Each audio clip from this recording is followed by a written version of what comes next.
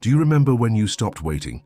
It wasn't on a specific day, nor was it accompanied by an announcement. It was a silence that formed and swallowed you from the inside. It was when you realized he wasn't coming, that it was no longer about being late, distracted, or scared. It was a choice. It was absence by decision. It was you alone, carrying what both of you should have held. But there, in that curve of pain, disappointment, and exhaustion, you began to be reborn. At first, it didn't feel like rebirth. It felt like loss. It felt like weakness. It felt like abandonment. But it was the opposite. You were, finally, shedding what wasn't yours, returning the weight he left on you. It started slowly, with no strength, with no faith, with no guarantee of anything. But you started. You started when you stopped justifying the unjustifiable, when you stopped lying to yourself, saying that he just didn't know how to show it, when you began to realize how far you had drifted away from yourself by trying to hold on to him. Do you remember the day you decided to stop chasing after him? It wasn't an epic scene. It was just a tired sigh, an exhaustion of the kind that comes when the body has already understood, but the soul still resists. And in that fatigue, you unraveled the waiting. It wasn't hate. It wasn't revenge. It wasn't a game. It was something more mature, something deeper. It was spiritual. You looked at the absence and said, "Go with God, but not with me." And then the silence felt different. It stopped hurting. It became space. And that space began to fill with yourself, waking up without checking if he texted, going to sleep without wondering what he was doing, looking in the mirror and seeing someone whole, even with the cracks, taking care of your body with presence, eating properly again, crying for real, laughing for real, feeling at peace on a Sunday afternoon without the despair of his absence. That was it. You were being reborn, even without giving it a name, reborn in silence, in self-care, in respect for yourself. You started to notice the small victories, being able to say no, being able to be alone in a place and not feel discarded, being able to refrain from responding, being able to stop blaming yourself for everything. And it was scary at first, because you didn't know how to live without the addiction of waiting. You had been trained to love through loss, but suddenly you began to love by staying with yourself, staying whole. And the more you focused on your own life, the less space he had inside you. Because the place he abandoned, you started to fill with love, a different kind of love, not the idealized romantic love you offered him, but a real, difficult, deep love, the love for yourself. That love doesn't deceive you. It doesn't make you beg. It doesn't force you to plead for presence.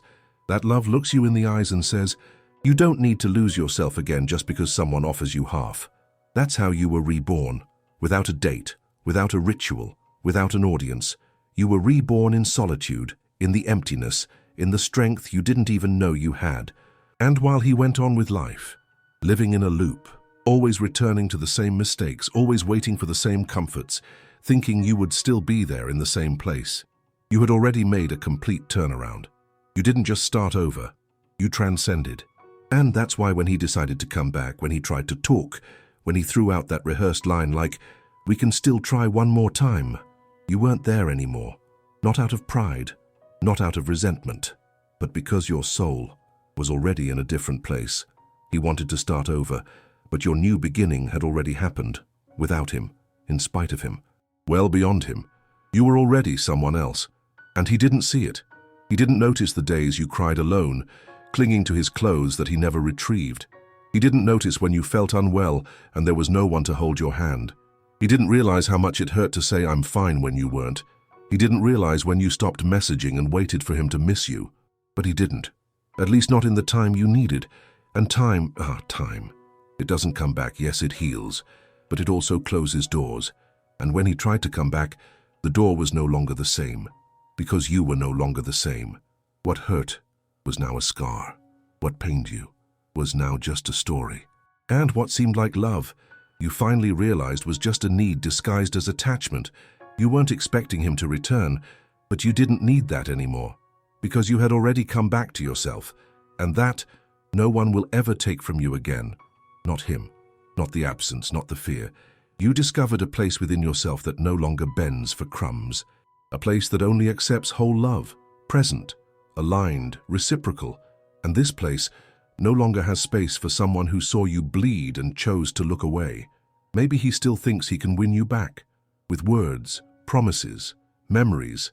But what he didn't realize is that you're no longer where he left you. You left. You stayed. You were reborn, alone. And that made you something he's not prepared to encounter. Someone whole, someone who doesn't fall apart just because someone comes back regretful, someone who knows the value of their own presence, someone who won't trade their peace for any repetition. Have you been through this? Let me know in the comments. If this touched you, comment, "I needed to hear this." He thought he could come back as if nothing had happened, as if time were a straight road, and all it took was a U-turn to find what he left behind. But that's not how life works, and especially not the heart of a woman who silently bled and was reborn in silence. He returned from the same point, with the same voice, with the same eyes, with the same excuses, with the same emptiness. He came back asking for another chance, saying he thought a lot, that he reflected on everything, that he needed some time. But you had already crossed deserts he never knew existed. While he repeated the same old arguments, you had already changed your emotional language. You no longer spoke the language of lack. You no longer fed on addicted hope. You were no longer deceived by pretty words from someone who never stayed when it hurt. He returned from the same point. But you had already made the complete turn. And that's when you realized something brutal. He wasn't seeing you. He was still seeing the version of you that would accept anything for love. The version that believed love was enduring. That love was waiting. That love was forgetting yourself to keep someone close. But that version had already died. In its place, another was born. Someone who doesn't hate, but also doesn't beg. Someone who wishes well, but doesn't get contaminated by the old. Someone who learned to be alone, and because of that will never accept accompanied loneliness again. He still thought it was enough to ask, that it was enough to regret, that making that guilty face and would be enough for you to give in like you always did. But what he didn't realize is that time didn't age you, it strengthened you. While he repeated patterns, you recreated your life. While he relived emotional addictions, you rebuilt your self-esteem. While he thought of coming back, you had already gone so far that the way back didn't even exist anymore. It was another road, another ground, another destination.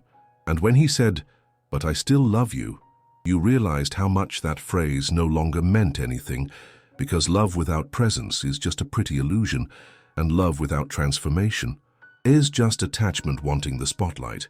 You felt pity, but you didn't want to go back, not out of coldness, but because now you choose yourself.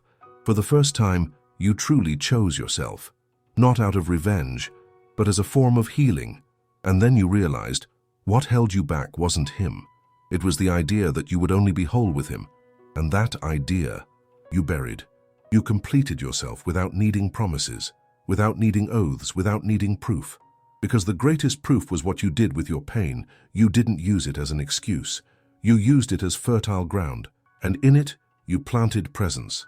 You watered it with patience. You reaped wholeness while he returned from the same point. You had already gone the whole way around, and you realized something even stronger. Nothing was left where he stayed.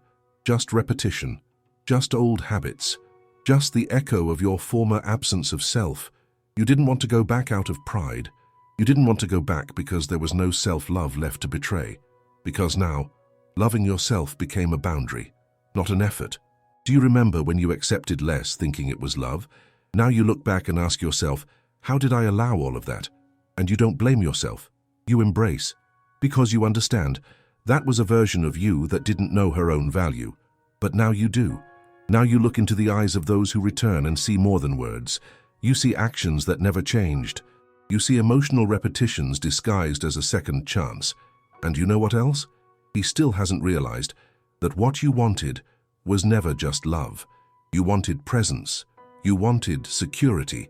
You wanted emotional reciprocity. You wanted to feel chosen completely, not just in spare moments. You wanted to be the priority, not the consolation prize. And he returned with the same emptiness, with the same holes in his soul, with the same energy of someone who cannot uphold what he promises. But now you are no longer someone who accepts. You've become someone who recognizes herself, who feels, who listens to herself. And when your intuition speaks, you trust. And your intuition screamed, "You no longer fit in this place." You heard. And you stood firm, even with longing, even with memories, even with his voice echoing in your mind, because now you understand, those who confuse you cannot be your peace.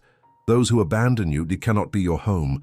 Those who return unchanged do not deserve to see what you have become. Have you ever experienced something like this? Share with me in the comments.